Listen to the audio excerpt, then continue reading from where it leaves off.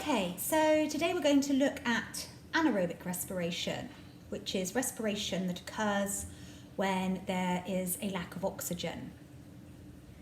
I'd like you to pause the video and to write down why, if there was a lack of oxygen, ATP would cease to be synthesized during oxidative phosphorylation.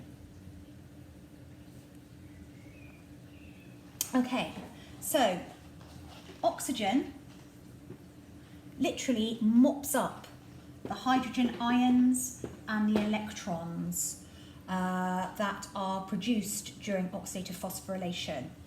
The electrons drop off the electron transport chain, and the hydrogens travel down through a hydrogen gradient, don't they, through ATP synthase to produce ATP. So without oxygen mopping these two up and producing water, the whole of oxidative phosphorylation, both the electron transport chain and chemiosmosis, would cease to exist, which means that reduced NAD and reduced FAD would not be able to become reoxidized. They wouldn't be able to lose their hydrogens, and they wouldn't be able to be recycled back in the Krebs cycle and the link reaction. So what does the body do, or what do organisms do when there isn't enough oxygen? And that brings us on to today's topic, anaerobic respiration. Now, there are two different pathways depending on what the organism is. So the first one we're going to look at is anaerobic respiration.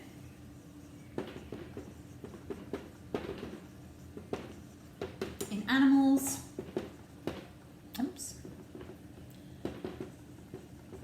and bacteria. And this is the one that you would have learned at GCSE, which produces lactic acid. Okay, so we learnt that at the end of glycolysis, we produce two molecules of pyruvate. Pyruvate is a 3-carbon atom, and there are two of them. Now, glycolysis happens in the cytoplasm, and so does anaerobic respiration. Both this one, the lactic acid one, and also the ethanol pathway, which we're going to learn about in a minute. So let's have a look at the lactic pathway then that occurs in animals and bacteria.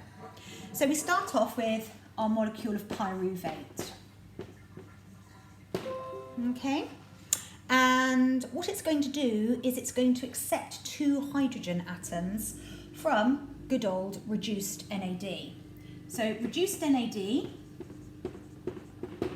is going to give two hydrogen atoms to pyruvate, and that is going to turn pyruvate into lactate, or lactic acid. Now, all of this is catalyzed by the enzyme lactate dehydrogenase. Okay, so pyruvate accepts two hydrogen atoms from reduced NAD. It's catalyzed by the enzyme lactate dehydrogenase, and it turns pyruvate into lactate. So when reduced NAD has given pyruvate its two hydrogens, it is now oxidized. It's back to good old NAD. Notice that no ATP is made here. But what it allows to happen is that this oxidized NAD can now go back to glycolysis and oxidize the different molecules in the glycolysis reactions. So this oxidized NAD can now go and be used in glycolysis. So actually, the amount of ATP that this produces is 2 ATP.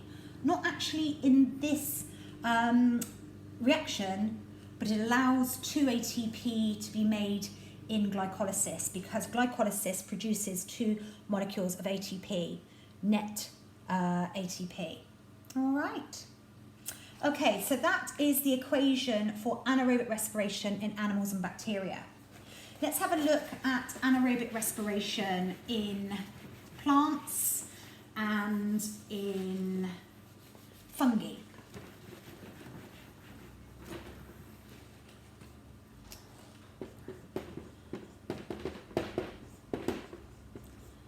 So a little bit more complicated.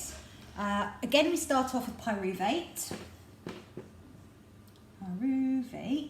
All right.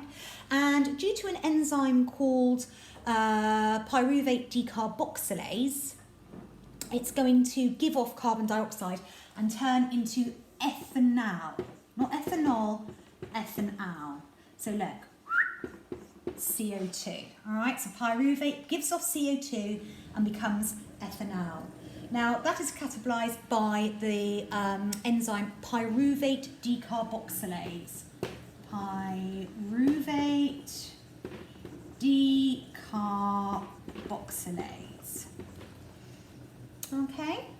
Then after that, ethanol is going to accept 2 hydrogen molecules from, guess where? Yeah, reduced NAD. So ethanol is going to become ethanol because it's accepted 2 hydrogen atoms from reduced NAD, which is then going to become, when it's given its 2 hydrogens, oxidized NAD. The other thing that you need to know is that this is all catalyzed by the enzyme ethanol dehydrogenase.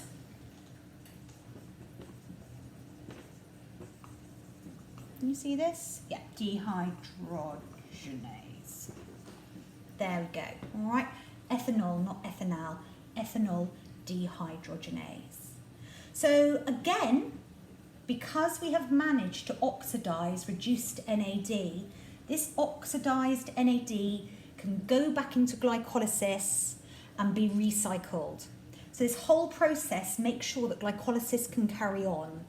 So no ATP is actually produced in this chemical reaction, but yet again, just like the previous anaerobic respiration that produced lactic acid, it means that 2 ATP can be made during glycolysis, and just that small amount of ATP can allow the organism to carry on ticking over, just for a very short period of time. Or that extra ATP will give them the boost that they need when they're running the 100-metre sprint. All right. So the whole point of anaerobic respiration is to recycle this reduced NAD. It turns reduced NAD back into oxidized NAD, which can then be used during glycolysis. And that's it. Those are the 2 equations that you need to know. Okay? Remember, the whole point is to recycle the reduced NAD, turn it back into oxidized NAD, so that glycolysis can still carry on. All of this happens in the cytoplasm in the absence of oxygen. Okay, thank you everyone.